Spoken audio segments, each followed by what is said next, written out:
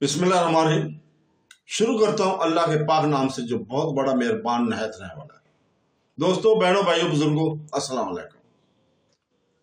आज हम आपको मुस्लिम विरसे और इस्लामी स्कॉलर पर मबनी वीडियोस की इस सिलसिलावार किस्त में खुशामदीद कहते हैं। आज की इस वीडियो में हम अल तमीमी की स्वान हयात को बयान कर रहे हैं।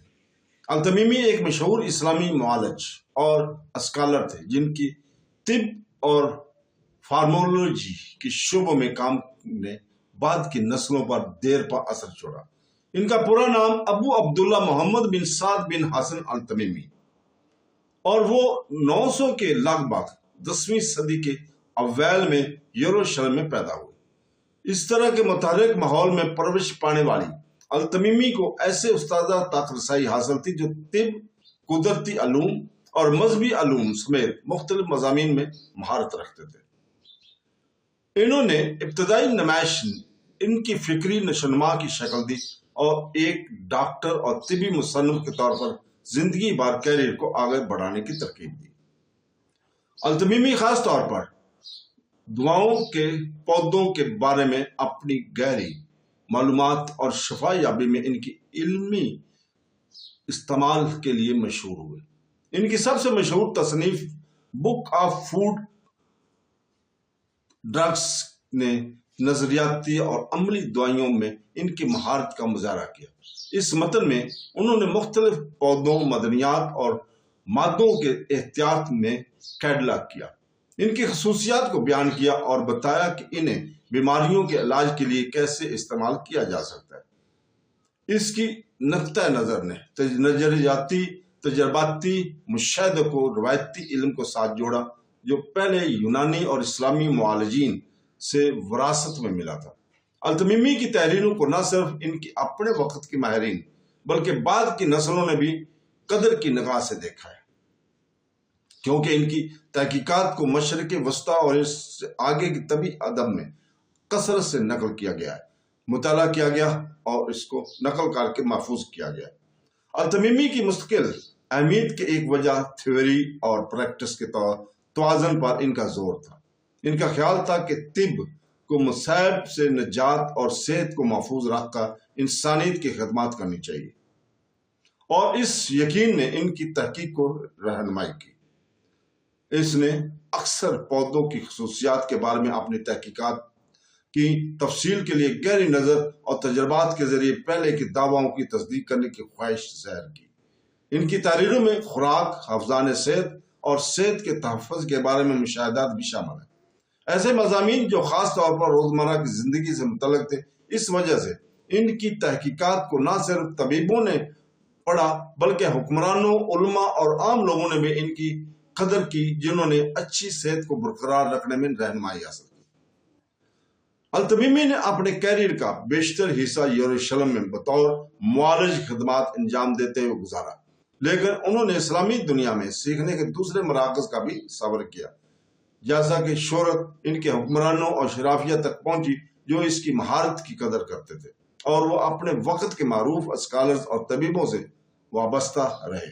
इनकी काम पर यूनानियों की साइंसी रवायत थी, जैसे कि गैलन और इससे पहले की इस्लामी स्कॉलर्स की शराकत के लिए गहरे एहतराम को ज़ाहिर करते हैं। इन असरात की तरकीब और मुशाहिदात को शामिल करके अल तमीमी ने काम का एक ऐसा हिस्सा बनाया जो इस्लामी सुनहरी दौर की फिक्री हरकयात की अक्कासी करता है। अल तमीमी का इंतकाल सन 980 में के आसपास हुआ, गालिबन यरूशलेम में ही हुआ। इनकी पैदाइश का शहर और वो जगह जहां इसने कैरियर का ज्यादातर हिस्सा गुजारा।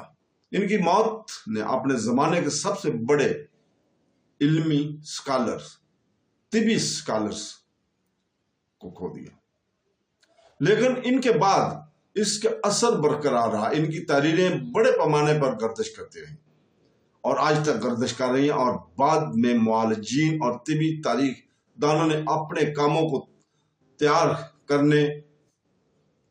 करते वक्त इनकी बसीरत का हवाला दिया। अपनी शराकत के जरिए अल तमीमी ने इस्लामी तिब की तारीख में एक अहम शख्सियत के तौर पर अपना मुकाम बनाया था।